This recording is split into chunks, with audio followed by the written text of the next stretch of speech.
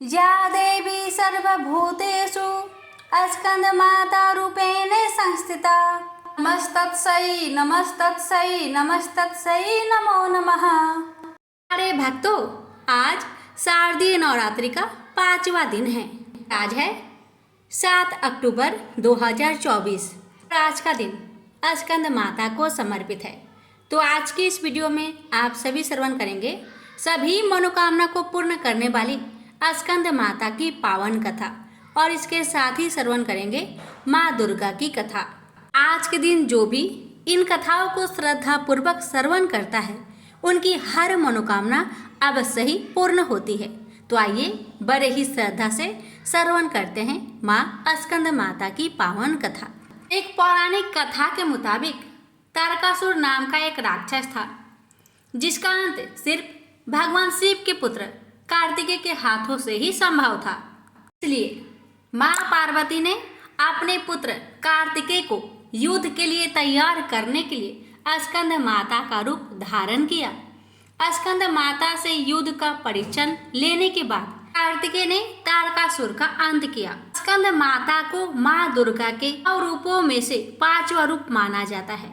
स्कंद माता को गौरी, माहेश्वरी, पार्वती और उमा नाम से भी जाना जाता है। स्कंद माता की पूजा नवरात्रि के 5वें दिन में की जाती है। स्कंद माता को कमल के आसन पर विराजमान दिखाया जाता है, इसलिए इन्हें पद्मसना देवी भी कहा जाता है। स्कंद माता का वाहन सिंह है। स्कंद माता की पूजा करने से संतान सुख की प्राप्ति होती है। स्कंद माता की पूजा करने से व्यक्ति की बुद्धि का विकास होता है और ज्ञान की प्राप्ति होती है।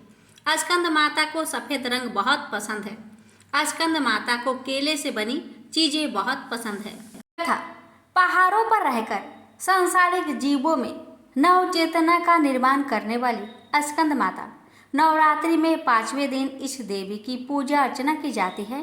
कहते हैं कि इनकी कृपा से मूर्ख भी ज्ञानी हो जाता है। स्कंद कुमार कार्तिकेय की माता के कारण इन्हें स्कंद माता के नाम से अभिहित किया गया है। इनके विग्रह में भगवान स्कंद बाल स्वरूप में इनकी गोद में विराजित है। इस देवी की 4 भुजाएं हैं। ये दाएं तरफ की ऊपर वाली भुजा से स्कंद को गोद में पकड़े हुए है। नीचे वाली भुजा में कमल का पुष्प है। बाईं तरफ ऊपर वाली भुजा में वर मुद्रा में है और नीचे वाली भुजा में कमल पुष्प है। इनका वर्ण एकदम शुभ्र है। ये कमल के आसन पर विराजमान रहती है, इसलिए इन्हें पद्मसना भी कहा जाता है। सिंह इनका वाहन है। शास्त्रों में इसका काफी महत्व बताया गया है। इनकी उपासना से भक्त की सारी इच्छाएं पूरी हो जाती है। भक्त को मोक्ष मिलता है। सूर्य मंडल की आदि शास्त्रीय देवी होने के कारण इनका उपासक अलौकिक तेज और कांतिमय हो जाता है। अतः मन को एकाग्र रखकर और पवित्र रखकर इस देवी की आराधना करने वाले साधक या भक्त को भवसागर पार करने में कठिनाई नहीं आती। उनकी पूजा से मोक्ष का मार्ग सुलभ होता है। यह देवी विद्वानों और सेवकों को भी पैदा करने वाली शक्ति है, यानी चेतना का निर्माण करने वाली। कहते हैं कालिदास द्वारा रचित रघुवंशम महाकाव्य और मेघदूत रचनाएं स्कंद माता की कृपा से ही संभव हुई है। प्रेम से बोलिए माँ दुर्गा की 5वीं शक्ति स्कंद माता की जय। माता सती और देवी पार्वती के जन्म की संपूर्ण कथा। दक्ष प्रजापति की सभी पुत्रियां गुणवंती थी, फिर भी दक्ष के मन में संतोष नहीं था। वे चाहते थे उनके घर में एक ऐसी पुत्री का जन्म हो जो सर्वशक्ति संपन्न हो एवं सर्व विजयिनी हो। अतः दक्ष एक ऐसी ही पुत्री के लिए तप करने लगा। तप करते करते अधिक दिन बीत गए तो भगवती आध्यात्मिक प्रकट होकर कहा, मैं तुम्हारे तप से प्रसन्न हूँ। तुम किस कारण तप कर रहे हो? दक्ष ने तप करने का कारण बताया तो माँ बोली, मैं स्वयं पुत्री के रूप में तुम्हारे यहाँ जन्म धारण करूंगी। मेरा नाम सती होगा। मैं सती के रूप में जन्म लेकर अपनी लीलाओं का विस्तार करूंगी। फलतः भगवती आद्य ने सती रूप में दक्ष के यहाँ जन्म लिया। सती दक्ष की सभी पुत्रियों में सबसे अलौकिक थी। सती ने बाल्य अवस्था में ही कई ऐसे अलौकिक आश्चर्यचकित करने वाले कार्य कर दिखाए थे जिन्हें देखकर स्वयं दक्ष को भी विस्मय होता था। जब सती विवाह योग हो गई तो दक्ष को उनके लिए वर की चिंता होने लगी। उन्होंने ब्रह्मा जी से इस विषय में परामर्श किया। ब्रह्मा जी ने कहा, सती आद्य के अवतार है। आद्य आदि शक्ति और शिव आदि पुरुष है। अतः सती के विवाह के लिए शिव ही योग और उचित वर है। दक्ष ने ब्रह्मा जी की बात मानकर सती का विवाह भगवान शिव के साथ कर दिया। सती कैलाश में जाकर भगवान शिव के साथ रहने लगे। भगवान शिव दक्ष के दामाद थे, किंतु किसी वजह से दक्ष के हृदय में भगवान शिव के प्रति बैर और विरोध भाव पैदा हो गया। एक बार देवलोक में ब्रह्मा ने धर्म के निरूपण के लिए एक सभा का आयोजन किया था। सभी बड़े बड़े देवता सभा में एकत्र हुए। भगवान शिव भी इस सभा में बैठे थे। सभा मंडल में दक्ष का आगमन हुआ। दक्ष के आगमन पर सभी देवता उठकर खड़े हो गए, पर भगवान शिव खड़े नहीं हुए। उन्होंने दक्ष को प्रणाम भी नहीं किया। फलतः दक्ष ने अपमान का अनुभव किया। केवल यही नहीं, उनके हृदय में भगवान शिव के प्रति ईर्ष्या की आग जल उठी। वे उनसे बदला लेने के लिए समय और अवसर की प्रतीक्षा करने लगे। एक बार सती और शिव कैलाश पर्वत पर बैठे हुए परस्पर वार्तालाप कर रहे थे। उसी समय आकाश मार्ग से कई विमान कनखल की ओर जाते हुए दिखाई पड़े। सती ने उन विमानों को देखकर भगवान शिव से पूछा, प्रभु, ये सभी विमान किसके हैं और कहाँ जा रहे हैं? भगवान शंकर ने उत्तर दिया, आपके पिता ने बड़े यज्ञ का आयोजन किया है। समस्त देवता और देवंगनाएं इस विमानों में बैठकर उसी यज्ञ में सम्मिलित होने के लिए जा रहे हैं। इस पर सती ने दूसरा प्रश्न किया, क्या मेरे पिता ने आपको यज्ञ में सम्मिलित होने के लिए नहीं बुलाया? भगवान शंकर ने उत्तर दिया, आपके पिता मुझसे बैर रखते हैं, फिर वो मुझे क्यों बुलाने लगे? सती मन ही मन सोचने लगी। फिर बोली, यज्ञ के इस अवसर पर अवश्य मेरी सभी बहनें आएंगी। उनसे मिले हुए बहुत दिन हो गए। यदि आपकी अनुमति हो तो मैं भी अपने पिता के घर जाना चाहती हूँ। यज्ञ में सम्मिलित हो लूँगी और बहनों से भी मिलने का सुअवसर मिलेगा। भगवान शिव ने उत्तर दिया, इस समय वहाँ जाना उचित नहीं होगा। आपके पिता मुझसे बैर रखते हैं।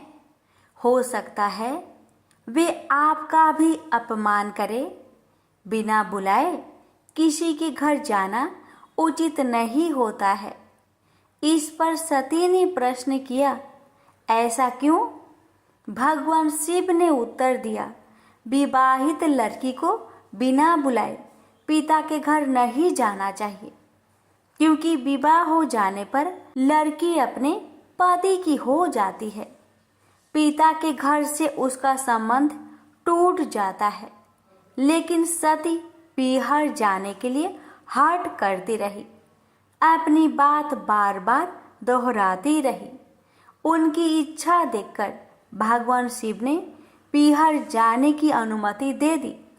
उनके साथ अपना एक गण भी साथ में भेज दिया। उस गण का नाम वीरभद्र था। सती वीरभद्र के साथ अपने पिता के घर गई। घर में सती से किसी ने भी प्रेम पूर्वक वार्तालाप नहीं किया। दक्ष ने उन्हें देखकर कहा, तुम क्या यहाँ मेरे अपमान कराने आई हो? अपनी बहनों को तो देखो, वे किस प्रकार भांति भांति के अलंकारों और सुंदर वस्त्रों से सुसज्जित है। तुम्हारे शरीर पर मात्र बाघंबर है। तुम्हारा पति शमशानवासी और भूतों का नायक है। वह तुम्हें बाघंबर छोड़कर और पहना ही क्या सकता है। दक्ष के कथन से सती के हृदय में पश्चाताप का सागर उमड़ पड़ा। वे सोचने लगे, उन्होंने यहाँ आकर अच्छा नहीं किया। भगवान ठीक ही कह रहे थे, बिना बुलाए पिता के घर में भी नहीं जाना चाहिए। पर अब क्या हो सकता है, अब तो आ ही गई हूँ। पिता के कटु और अपमानजनक शब्द सुनकर भी सती मौन रही। वे उस यज्ञ मंडल में गई जहाँ सभी देवता और ऋषि मुनि बैठे थे तथा यज्ञ कुंड में धू धू करती जलती हुई अग्नि में आहुतियाँ डाली जा रही थी। सती ने यज्ञ मंडप में सभी देवताओं के तो भाग देखे, किंतु भगवान शिव का भाग नहीं देखा। वे भगवान शिव का भाग ना देखकर अपने पिता से बोली, पिता श्रेष्ठ, यज्ञ में तो सबके भाग दिखाई पड़ रहे हैं, किंतु कैलाशपति का भाग नहीं है। आपने उनका भाग क्यों नहीं रखा? दक्ष ने गर्व से उत्तर दिया, मैं तुम्हारे पति शिव को देवता नहीं समझता। वह तो भूतों का स्वामी, नग्न रहने वाला और हड्डियों की माला धारण करने वाला है। वह देवताओं की पंक्ति में बैठने योग्य नहीं है। उसे कौन भाग देगा? सती के नेत्र लाल हो उठे। उनका मुखमंडल प्रलय की सूर्य की भांति तेजोदीप्त हो उठा। उन्होंने पीड़ा से तिल मिलाते हुए कहा, ओ, मैं इन शब्दों को कैसे सुन रही हूँ? मुझे धिक्कार है। देवताओं, तुम्हें भी धिक्कार है। तुम भी उन कैलाशपति के लिए इन शब्दों को कैसे सुन रहे हो, जो मंगल के प्रतीक है और जो क्षण मात्र में संपूर्ण सृष्टि को नष्ट करने की शक्ति रखते हैं। वे मेरे स्वामी हैं। नारी के लिए उसका पति ही स्वर्ग होता है। जो नारी अपने पति के लिए अपमानजनक शब्द को सुनती है, उसे नरक में जाना पड़ता है। पृथ्वी सुनो, आकाश सुनो और देवताओं तुम भी सुनो। मेरे पिता ने मेरे स्वामी का अपमान किया है। मैं अब एक क्षण भी जीवित रहना नहीं चाहती। सती अपने कथन को समाप्त करती हुई यज्ञ के कुंड में कूद पड़ी। जलती हुई आहुतियों के साथ उनका शरीर भी जलने लगा। यज्ञ मंडप में खलबली पैदा हो गई। हाहाकार मच गया। देवता उठकर खड़े हो गए। वीरभद्र क्रोध से कांप उठे। वे उछल उछल कर यज्ञ का विध्वंस करने लगे। यज्ञ मंडप में भगदड़ मच गई। देवता और ऋषि मुनि भाग खड़े हुए। वीरभद्र ने देखते ही देखते दक्ष का मस्तक काट कर फेंक दिया। समाचार भगवान शिव के कानों में भी पड़ा। वे प्रचंड आंधी की भांति कनखल जा पहुँचे। सती के जले हुए शरीर को देखकर भगवान शिव ने अपने आप को भूल गए। सती के प्रेम और उनकी भक्ति ने शंकर के मन को व्याकुल कर दिया। उन शंकर के मन को व्याकुल कर दिया जिन्होंने काम पर भी विजय प्राप्त की थी और जो सारी सृष्टि को नष्ट करने की क्षमता रखते थे। वे सती के प्रेम में खो गए, बेसुध हो गए। भगवान शिव ने उन्मत्त की भांति सती के जले हुए शरीर को कंधे पर रख लिया। वे सभी दिशाओं में भ्रमण करने लगे। शिव और सती के इस अलौकिक प्रेम को देखकर पृथ्वी रुक गई, हवा रुक गई, जल का प्रवाह ठहर गया और रुक गई देवताओं की सांसें। सृष्टि व्याकुल हो उठी। सृष्टि के प्राणी पुकारने लगे, त्राहि माम। भयंकर संकट उपस्थित देखकर सृष्टि के पालक भगवान विष्णु आगे बढ़े। वे भगवान शिव की बेसुधी में अपने चक्र से सती के एक एक अंग को काट काट कर गिराने लगे। धरती पर 51 स्थानों में सती के अंग कट कट कर गिरे। जब सती के सारे अंग कट कर गिर गए तो भगवान शिव पुनः अपने आप में आए। जब वे अपने आप में आए तो पुनः सृष्टि के सारे कार्य चलने लगे। धरती पर जिन 51 स्थानों में सती के अंग कट कट कर गिरे थे, वे ही स्थान आज शक्तिपीठ माने जाते हैं। आज भी उन स्थानों में सती का पूजन होता है, उपासना होती है। धन्य था शिव और सती का प्रेम। शिव और सती के प्रेम में उन्हें अमर और वंदनीय बना दिया। प्रेम से बोलिए सती मैया की जय। सुनेंगे माँ पार्वती के रूप में जन्म की कथा। बाद में सती की विरह में शंकर जी दयनीय दशा हो गई। वे हर पल सती का ही ध्यान करते रहते और उन्हीं ही चर्चा में व्यस्त रहते। उधर सती ने भी शरीर का त्याग करते समय संकल्प किया था कि मैं राजा हिमालय के यहाँ जन्म लेकर शंकर जी की अर्धांगिनी बनूं। अब जगदम्बा का संकल्प व्यर्थ होने से तो रहा। वे उचित समय पर राजा हिमालय की पत्नी मेनका के गर्भ में प्रविष्ट होकर उनकी कोख में से प्रकट हुई। पर्वतराज की पुत्री होने के कारण वे पार्वती कहलाई। जब पार्वती बड़ी होकर सयानी हुई तो उनके माता पिता को अच्छा वर तलाश करने की चिंता सताने लगी। एक दिन अचानक देव ऋषि नारद राजा हिमालय के महल में आ पहुंचे और पार्वती को देख कहने लगे कि इसका विवाह शंकर जी के साथ होना चाहिए और वे ही सभी दृष्टि से इसके योग हैं। पार्वती के माता पिता के आनंद का यह जानकर ठिकाना ना रहा कि साक्षात जगत माता सती ही उनके यहाँ प्रकट हुई है। वे मन ही मन भाग्य को सहराने लगे। एक दिन अचानक भगवान शंकर सती की विरह में घूमते घूमते उसी प्रदेश में जा पहुँचे और पास के ही स्थान गंगा अवतरण में तपस्या करने लगे। जब हिमालय को इसकी जानकारी मिली तो वे पार्वती को लेकर शिव जी के पास गए। वहां राजा ने शिव जी से विनम्रता पूर्वक अपनी पुत्री को सेवा में ग्रहण करने की प्रार्थना की। शिव जी ने पहले तो आनाकानी की, किंतु पार्वती की भक्ति देखकर वे उनका आग्रह न टाल सके।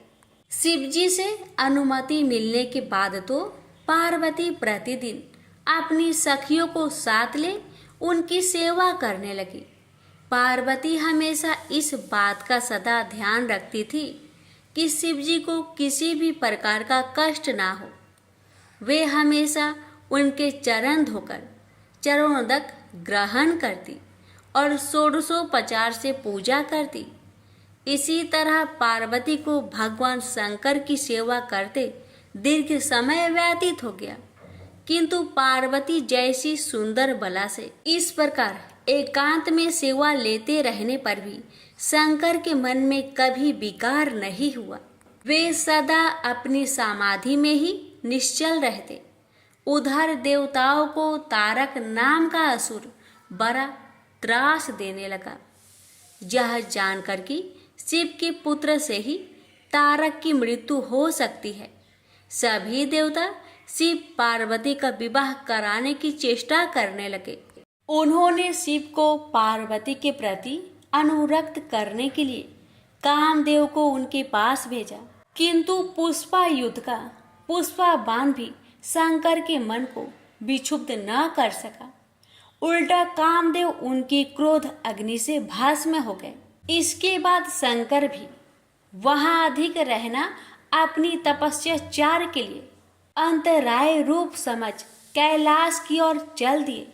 पार्वती को शंकर की सेवा से वंचित होने का बड़ा दुख हुआ, किंतु उन्होंने निराश ना होकर आपकी बार तप द्वारा शंकर को संतुष्ट करने की मन में ठानी। उनकी माता ने उन्हें सुकुमार एवं तप के अयोग्य समझकर बहुत माना किया, इसलिए उनका उमा नाम प्रसिद्ध हुआ, किंतु पार्वती पर इसका असर ना हुआ। अपने संकल्प से वे तनिक भी विचलित नहीं हुई। वे भी घर से निकल उसी शिखर पर तपस्या करने लगी जहाँ शिव जी ने तपस्या की थी। तभी से लोग उस शिखर को गौरी शिखर कहने लगे। वहाँ उन्होंने पहले वर्ष फलहार से जीवन व्यतीत किया। दूसरे वर्ष वे पर्ण वृक्षों के पत्ते खाकर रहने लगी और फिर तो उन्होंने पर्ण का भी त्याग कर दिया और इसलिए वे अपर्णा कहलाई। इस प्रकार पार्वती ने 3000 वर्ष तक तपस्या की। उनकी कठोर तपस्या को देख ऋषि मुनि भी तंग रह गए। अंत में भगवान आशुतोष का आसन हिला। उन्होंने पार्वती की परीक्षा लेने के लिए पहले सप्त ऋषियों को भेजा और पीछे स्वयं वटु भेष धारण कर पार्वती की परीक्षा के निमित्त प्रस्थान किया। प्रेम से बोलिए हर हर महादेव। माता पार्वती की जय। किसी गांव में एक निर्धन ब्राह्मण अपनी पत्नी और पुत्र के साथ रहता था। ब्राह्मण को गांव से जो भिक्षा मिलती उसी से वह अपने परिवार का भरण पोषण करता था। एक दिन ब्राह्मणी अपने पति से बोली, मुझे अपनी कोई चिंता नहीं है स्वामी, मैं आपके साथ भूखी प्यासी रहकर भी अपना जीवन व्यतीत कर सकती हूँ, लेकिन मुझे अपने बेटे की भूख प्यास नहीं देखी जाती। अमन बोला, मैं तुम्हारी भावनाओं को समझता हूँ प्रिय, लेकिन भाग्य का लेख को विधाता भी नहीं बदल सकता। हमारे भाग्य में निर्धन रहना ही लिखा है। ब्राह्मणी बोली, भाग्य के भरोसे बैठे रहना मूर्खता के सिवा कुछ नहीं। अगर इंसान कोशिश करे तो वह कर्म करके अपने भाग्य को बदल सकता है। आप कहीं परदेश में जाए, मुझे विश्वास है कि आप वहाँ अच्छी आय करेंगे और हमारा भाग्य बदल जाएगा। ब्राह्मण बोला, तुम्हारी बात तर्क संगत है प्रिय, मगर मुझे भिक्षा मांगने और पंडिताई के सिवा कोई काम नहीं आता। ब्राह्मणी बोली, हमारे गांव में आपकी पंडिताई की कोई कद्र नहीं करता है।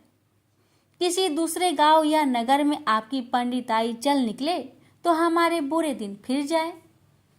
अपनी पत्नी की सलाह मानकर ब्राह्मण दूसरे नगर में पहुंच गया। उसका दुर्भाग्य उस पर घात लगाए बैठा था। नगर में उसे कोई टके सेर पूछने वाला भी नहीं मिला। हालातों को देखते हुए वह सोचने लगा कि इस नगर से उसका गांव ही अच्छा है। नगरवासी तो पूरे नास्तिक है, उसे भिक्षा तक भी देने को तैयार नहीं है। यह सोचकर वह थक हार कर अपने गांव लौट आया और पहले की भांति पंडिताई करके और भिक्षा मांगकर अपना गुजारा करने लगा।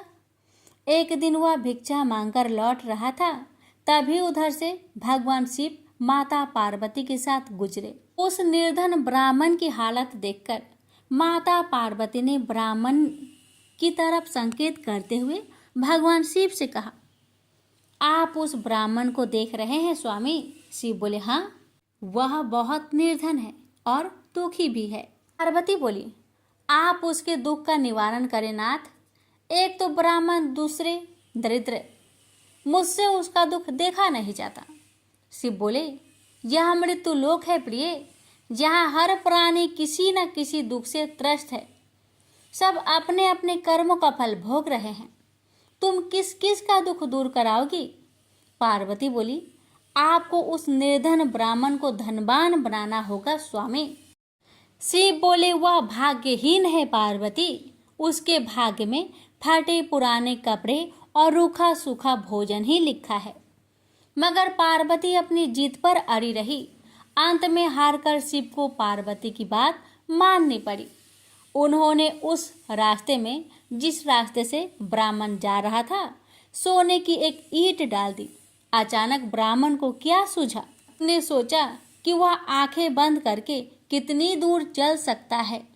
यह सोचकर वह अपनी आंखें बंद करके चलने लगा और सोने की ईंट के बिल्कुल समीप से होकर आगे गुजर गया। काफी दूर आगे जाने के बाद ही उसने अपनी आंखें खोली। यह देख भगवान शिव मुस्कुराते हुए बोले, हमने तुमसे कहा था ना प्रिय कि वह ब्राह्मण भाग्यहीन है। भाग्यहीन मनुष्य कभी धन प्राप्त नहीं कर सकता। फिर भगवान शिव पार्वती के साथ कैलाश पर्वत लौट गए, लेकिन वहां पहुंचने के बाद भी पार्वती उस निर्धन ब्राह्मण के बारे में सोचने लगी। वह किसी न किसी तरह उस ब्राह्मण को देखना चाहती थी। पार्वती को उदास देखकर भगवान शिव ने पूछा, क्या बात है प्रिय, इतनी उदास क्यों हो? पार्वती ने भगवान शिव से निवेदन किया, स्वामी, उस निर्धन ब्राह्मण का परिवार 3 सदस्यों का है। उनमें आप किसी एक को धनवान बना दे। ब्राह्मण परिवार की दरिद्रता मिट जाएगी। आप उन तीनों को एक एक वर दे। मुझे उम्मीद है कि वे तीनों आपसे दौलत का वर ही मांगेंगे। इस तरह वे धनवान बन जाएंगे। शिव बोले, ठीक है प्रिय, जैसा तुम चाहोगी वैसा ही होगा। और फिर कुछ दिनों के बाद भगवान शिव पार्वती के साथ ब्राह्मण के घर पहुंचे।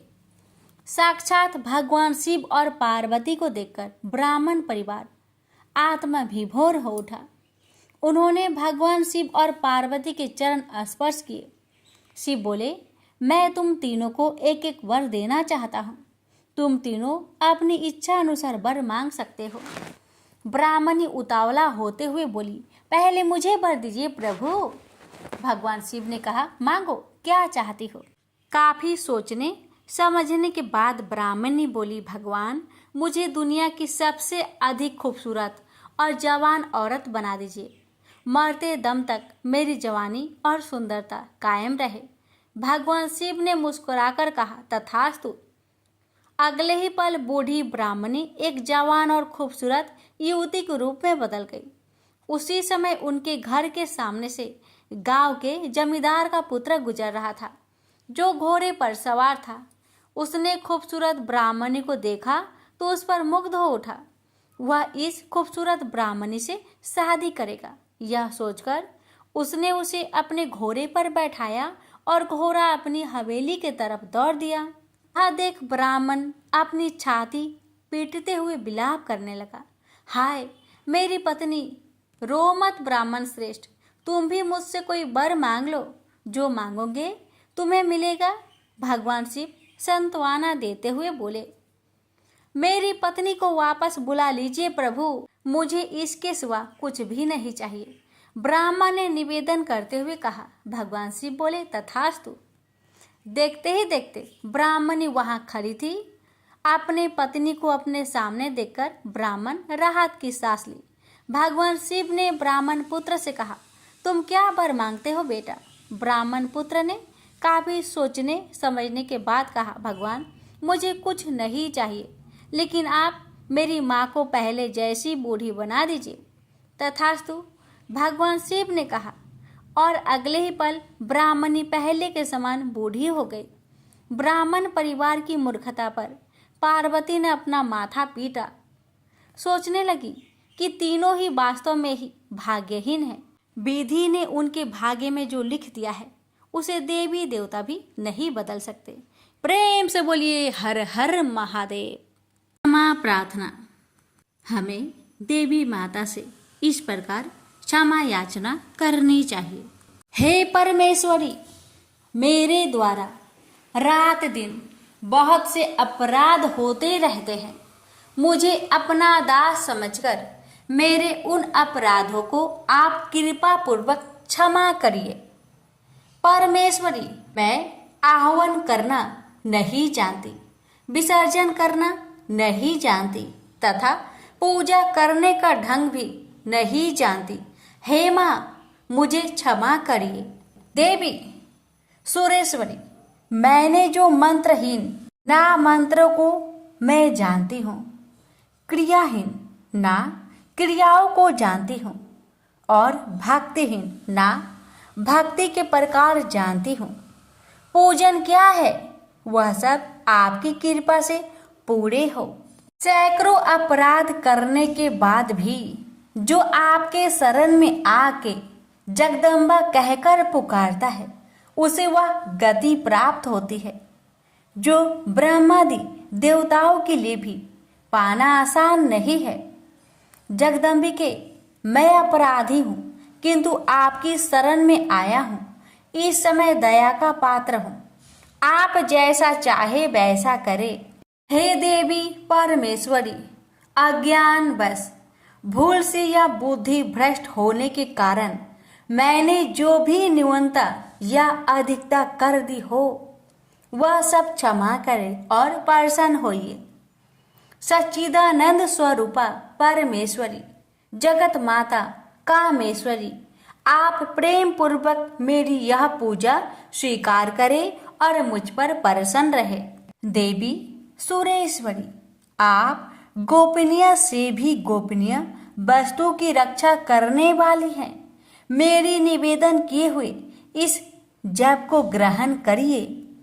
आपकी कृपा से मुझे सिद्धि प्राप्त हो। इस प्रकार क्षमा प्रार्थना मंत्र के पाठ से दुर्गा माता आपके जाने अनजाने में हुए सारे अपराधों को क्षमा करेंगी और उनकी कृपा सदैव आपके ऊपर बनी रहेगी। तो प्रेम से बोलिए जगदम्बा माता की जय।